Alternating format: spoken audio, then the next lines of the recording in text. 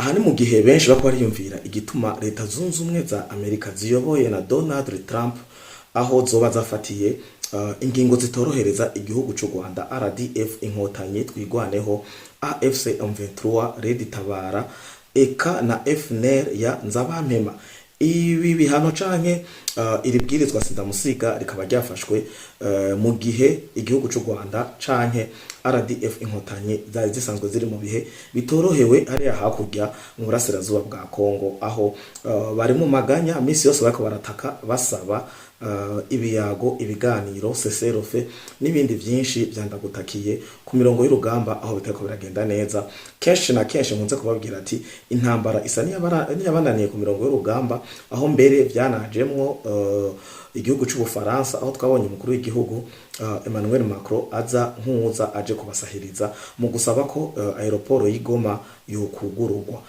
Reka rero benshi bariko baribaza Trump canke Amerika iko ikina umukino ugana he, umukino umeze gute mu gihe dusanzwe tuzi ko bino biba muri Afrika cane muri no bihugu by'uburasirazuba bwa Afrika biba birimo cane ukuboko kwa Amerika, Ubwongereza eka n'ibihugu bimwe bimwe by'i Burayi kugira bishobore kuba vyoshoza intambara canke vyoteza intambara muri bino bihugu vya Afrika y'ubuseruko kugira bishobore kuba vyo kwiyorera ubutare eka n'ibindi vyankenerwa biba bikeneye mu buzima busanzwe no mu iterambere ry'ibihugu vyabo. Aya n'ayandi makuru y'akarere eka n'ay'isi nzima reka tuyarabire hamwe muri bino cegeranyo c'amakuru canke muri kano gaseke k'amakuru ko muri kino gitondo itariki 10 z'ukwezi kwa11 umwaka w'2025 nturarangira. Reka imbere ko tuja idonido mbanze ndabahe ikaze, ndabaramukije nongera ndabaha ikaze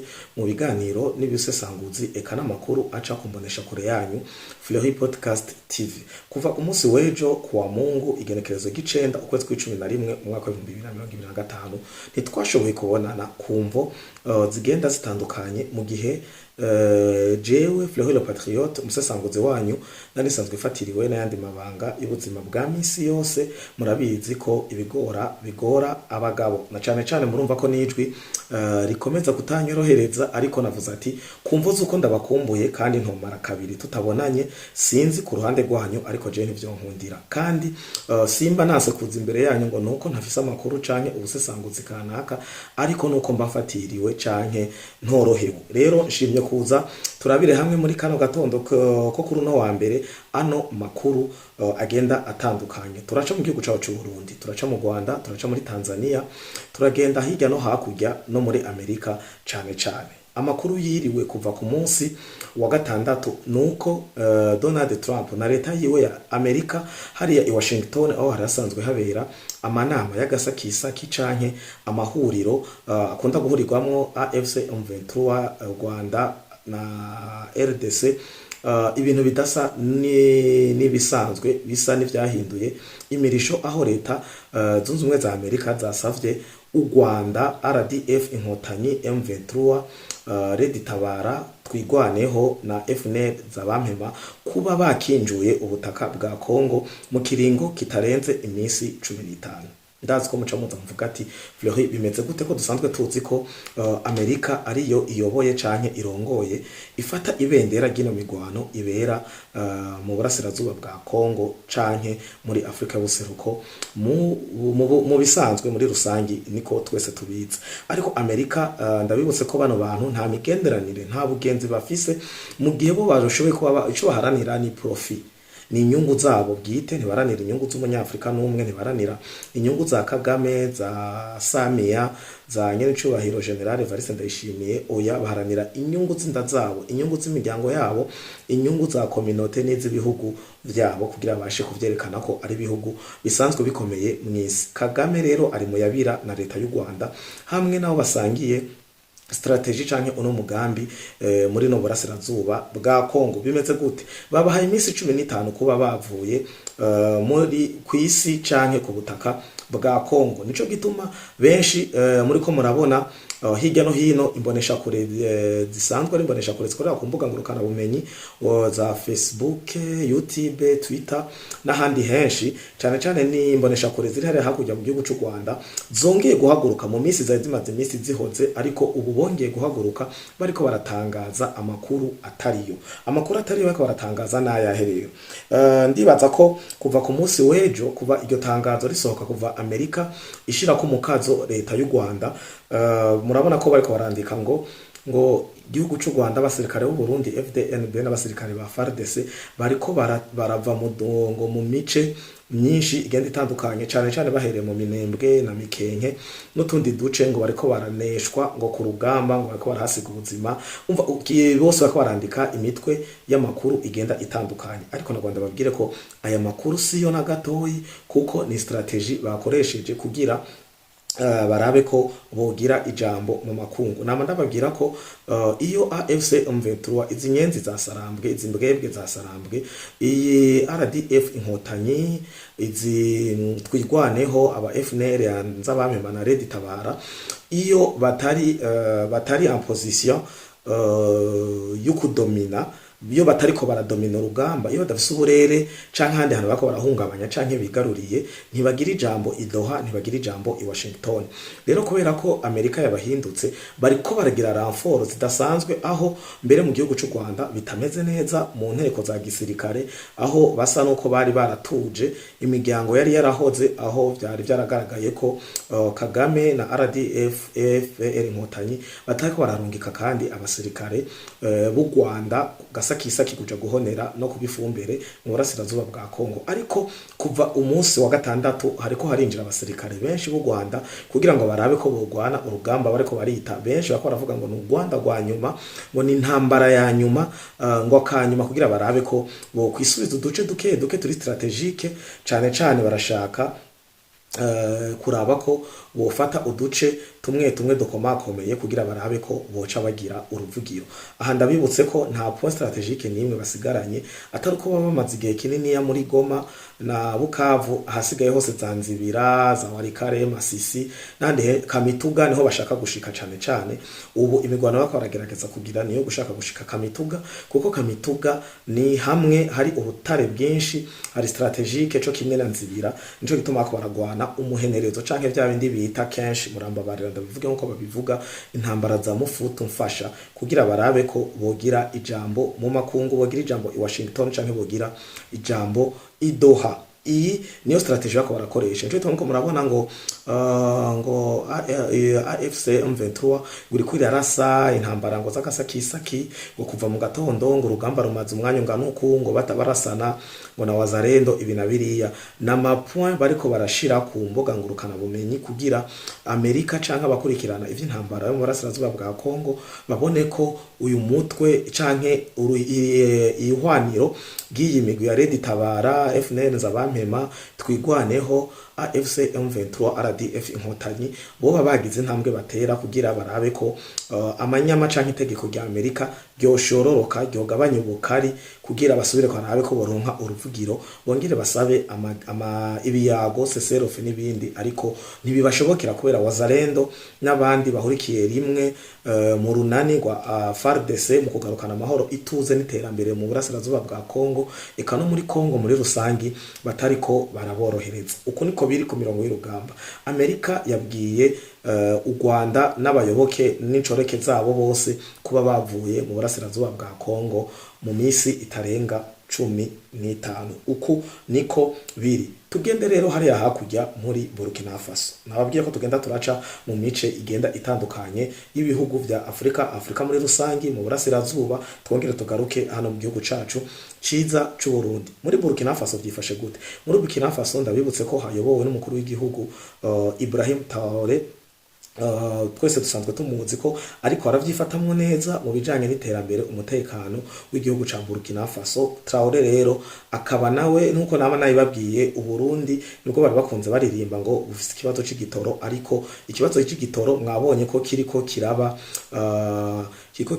imbiri bindwi canke kiriko kiriha umurongo udasanzwe mu kugaragaza ubukari bwaco mu bihugu bigenda bitandukanye eka n'isi nzima. Ndabibutse ko vyahereye mu gihugu c'u Burundi, amajambo aravugwa ni muhe, aravugwa ya muhe cane cane hari hakurya akanyero mu gihugu c'u Rwanda. Ariko nagomba ndabibutse ko ano mango turiko turavugana, mu mbabarire gato mbanze nce mu Rwanda imbere yuko nca muri Burkina Faso.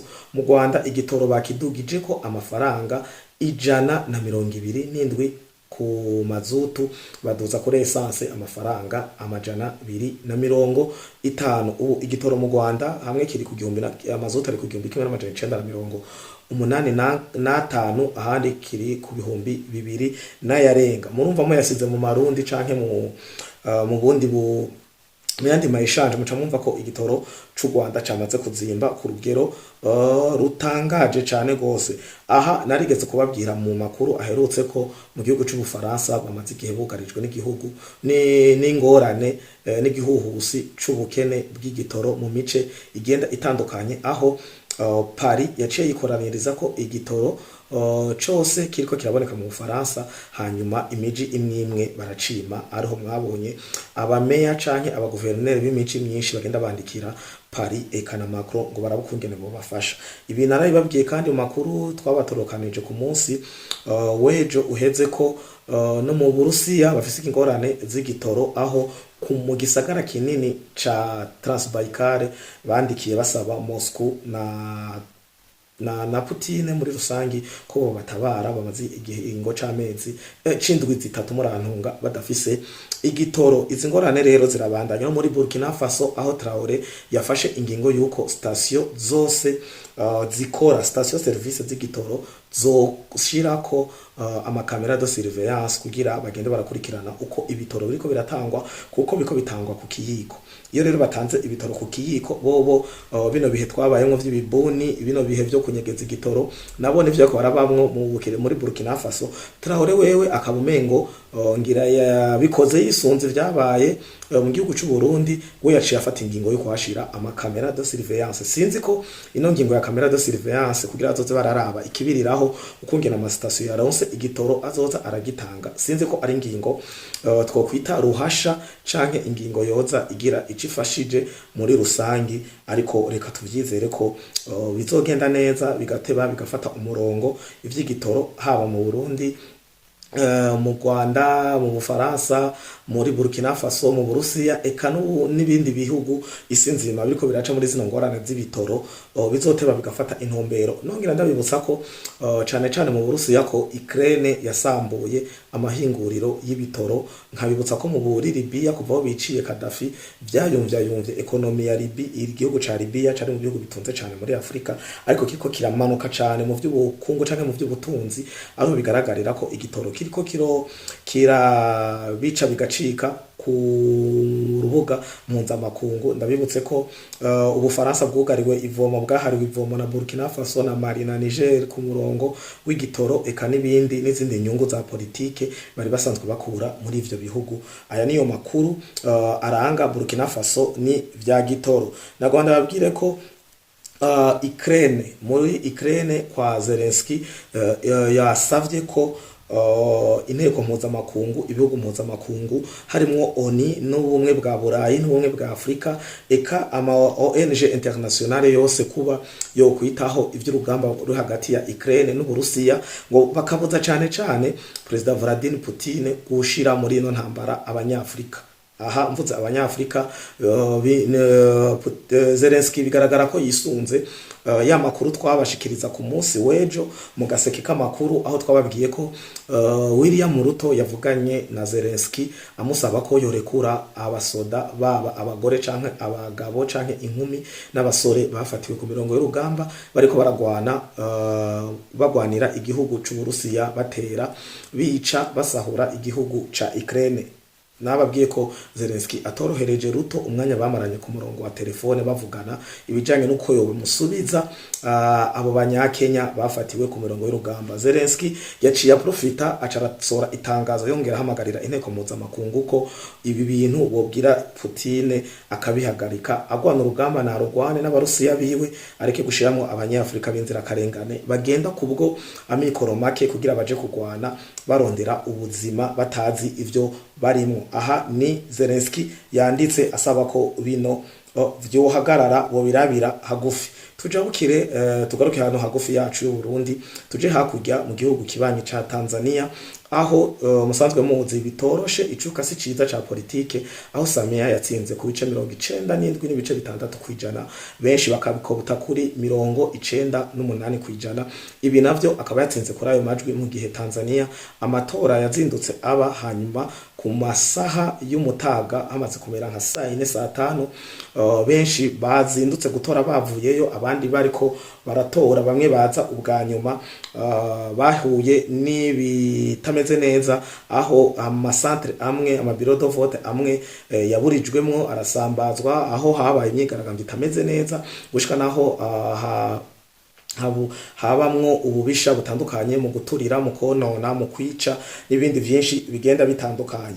Muri Tanzania rero ya sentare nababwira twenshi, umukuru w'igihugu cacu nyakwigendera nyene cubahiro Petero Nkurunziza yagenda mu 2016 ayikuyemwo akarenga, avuze ati iyi sentare ntibereye kuba ari sentare mpuzamahanga, kuko ni sentare ihana abanyafrika gusa, aho yavuye ku izina rya CPI, Cour Penale Internationale, yitwa Cour Penale d'Afrique, aho yibasira canke yitaho cane cane abakuru b'igihugu, indongozi za Afrika. Aha twebwe Uburundi tukaba twayitereye akagere tukayivamo. Tanzania nayo ndibaza ko ari umurongo igiye gufata kuvaho ku munsi wejo igenekerezo g'icenda. Aya makuru nababwiye ko tuko turabashikiriza mu gatondo k'igenekerezo g'10 mu kwezi kwa 11 mu mwaka wa 2025, ni ku munsi wa mbere, aho Tanzania yari yankiye ivyo bita ICC, International Chamber of Commerce, International Chamber of Commerce ICC, ikaba yari yatumwe ni CPI, bisanzwe bikorana CPI na ICC byose ni bimwe, aho CPI Cour Penale Internationale yari yatumye ICC n'abandi baderege bayo incoreke zayo kuja mu gihugu ca Tanzania kugira amatohoza ajanye n'ivyavuye mu matora canke mu myigaragambyo, mu migumuko yaranze yatanguye igenekezo rya 29 ukwezi kw'icumi mu mwaka wa 2025, aho abatavuga rumwe na leta ya Tanzania, leta ya Samia Hassan Suluhu, bavuga ko hapfuye abantu benshi, igitigiri cinshi c'abari mu myigaragambyo batavuga rumwe na leta ya Samia, ariko leta ya Samia ikabihakana, aho mbere ivuga ko abo bapfuye igitigiri cabo batarakimenya neza kuko ntibaragira rusansuma, ariko Union Africaine canke imbuga ngurukana bumenyi mpuzamahanga zikavuga ko hapfuye abantu bari mu bitigiri vy'amacumi 10 nabangahe kuduga, ariko abatavuga rumwe na leta ya Tanzania bakavuga ko bo batangwe bavuga amajana 7 baraduga ku majana 8, amajana 9, ubu bageze mu gihumbi canke ikirenga, aho bigaragara na Mange Kimambi wa mugore ari muri Leta Zunze Ubumwe za Amerika atavuga rumwe na Tanzania, agoma yibasira umukuru w'igihugu ca Tanzania nyene cubahiro Samia Suluhu Hassan, agoma yemeza ko hapfuye abantu barenga igihumbi. Rero iyi ICC yakatiwe amazi n'amatara. Samia na leta yewe bavuze ati Tanzania, kandi inyishu batanze iri clair, kandi numva ko batarengereye, ntibigeze baburindero umuntu numwe, kuko inyishu batanze ni inyishu itomoye. Inyishu batanze nayo ni iyi ikurikira: babwiye CPI na ICC nabo bari batumye bati nta muntu numwe dukeneye kaza muri Tanzania kugira amatohoza aya canke ariya, mu gihe leta ya Tanzania, ubutungane, igipolisi, abajeje intwaro n'umutekano bariko baragira amatohoza kandi batatanze itangazo ko bananiwe. Ni inyishu iri simple kandi iri clair. Mes chers amis, twebwe muri Tanzania turiko turagira amatohoza, harimo abajeje intwaro, abajeje umutekano, igipolisi, igisirikare, abacamanza n'izindi nteko n'amadelegation adasanzwe yavuye muri presidence kwa Samia Suluhu Hassan. Rero ibi vyose bikubiye hamwe, biri vyegeranirijwe hamwe, ntivyananiwe kugeza naho dutakambira inteko mpuzamakungu, haba CPI canke ICC ngo baze kudufasha kugira amatohoza. Nitwananirwa tuzobibabwira. Iyi ni nyishu yatanzwe na leta ya Tanzania isesa amazi muri ico gikorwa bari baje gukora muri Tanzania. Tugiye hakurya muri Brazil harabaye ivyo bita COP30. COP30 yari novuga ati ko yari forum canke inama canke ihuriro bariko bariga ibijanye vy'ihindagurika ry'ikirere eka n'igibihe, aho Tshisekedi yari yitabiriye iyo nama. Tshisekedi ijambo yashikirije yashize imbere ikintu bita ecocide. Ecocide urumva ko bija muri genocide. Tshisekedi afise amaterme, leta ya Congo irafise amaterme la francophonie canke wa muryango ujejwe kwiga amajambo mashasha aja mu gifaransa uzoza urafatira umwanya kugira Académie Française izoza irafata umwanya kugira iyashiremwo tuze turayakoresha. Ndabibutse ko imbere ya ecocide Tshisekedi na leta yo ya Congo bavye ijambo ryitwa genocide. Genocide ikaba ari genocide igana no kwiba imari canke ubutare n'ubutunzi bwa Congo. Harimo genocide na cost. Cost ni igicongereza ijambo rivuga igiciro, ikiguzi. Urumva ko barica abanyekongo bakongera bakaja kurondera ivy'agaciro, amabuye y'agaciro n'ibindi vyinshi, niho yayise genocide. Kandi iyi ndabibutse ko imaze imyaka yiziye yibukwa, aho muri Congo Tshisekedi yatanguye kuza barahimbaza uno munsi w'iyibukiro ry'abanyekongo bapfuye ari benshi, ari inzira karengane, bazira ubutaka, bakazira ubwoko bwabo, bakazira n'itunga rya Congo ryabo. Rero inyuma ya genocide Tshisekedi yaje n'ijambo shasha, vocabulaire shasha yitwa ecocide. Ecocide Tshisekedi yasiguye mu majambo magufi n'abacereje, yavuze ko ecocide ari genocide iri kirakogwa n'igihugu cy'u Rwanda, ariyo RPF inkotanyi, ariyo AFC M23, ariyo Red Tabara twigwaneho na FNL yanza bampema, aho avuga ko bariko barahonya amashamba, bariko barica baturira, bonona ikirere ca Congo. Ibi navyo akaba ari ingaruka ku bene gihugu, eka ivyo yise les inconvénients sur l'avenir de l'humanité, aho ashira ku mugaragara ko aho bimba ubutare baturira amashamba, bica amaraso n'ibindi byinshi, ko biko biratitura isi ya Congo, bititura n'ibiti n'amashamba, aho abanyekongo bahema akayaga keza gatunganye bivanye n'amashamba basanzwe bafise muri Congo. Musanzwe mubizi ko bafise ibibira vyinshi cane, aho Tshisekedi avuga ati biriko biratiturwa ibiti vyacu n'amashamba, biriko birakorerwa iyo bita ecocide, genocide y'ibidukikije.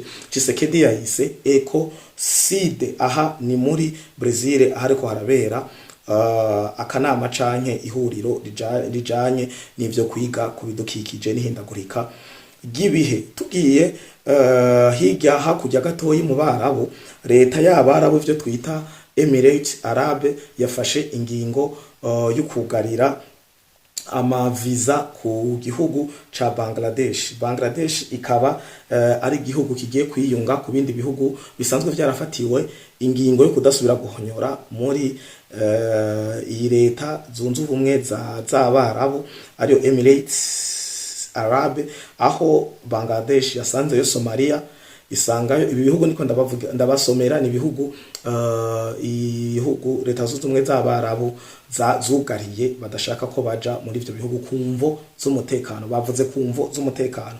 Bangladesh rero yafatiwe ibihano bushasha, ariko harasanzwe igihugu ca Somalia cafatiwe ibihano, igihugu ca Uganda, igihugu ca Cameroon, igihugu ca Afghanistan n'igihugu ca Sudani. Ibi ni bihugu Emirates Arabe bafatiye ibihano kumvo z'amatohoza, kumvo z'umutekano, kuko ibi bihugu bisanzwe birimo cane amagroupe canke imihari y'aba terroriste. Amakuru dushoboye kubashikiriza muri kano kanya muri kino gitondo c'itariki 10 z'ukwezi kwa 11 umwaka wa 2025 naya. Ayandi turaza kubana namwe mu kiringo c'uno munsi wose, tuze kubana hagufi kuri uno munsi wa mbere. Amakuru ni menshi, narirya tutari duherukana umunsi wose wa Mungu warurangiye tutabonanye. Hama mukomeze kwihanganira rino jwi ryanje, niko biri, kandi nizere ko muriko murashikirwa n'amajwi bimeze neza. Ndabakengurukire nongera ndabibutsa ko muri abantu bagaciro cyane, mwe mwamaze kugira sabone cyangwa subscribe kuri no rubuga rwa Free Podcast TV Ingoma. magazine namwe mushikirwa na bino biganiro mu nzira z'ama link canke mu magroupe murimo ya WhatsApp. Ndabibutse kandi ko na Flehe Podcast TV atamwebwe muri abantu b'agaciro cane, ndabakengurukiye kandi mukomeze kwitaho. Ciao ciao.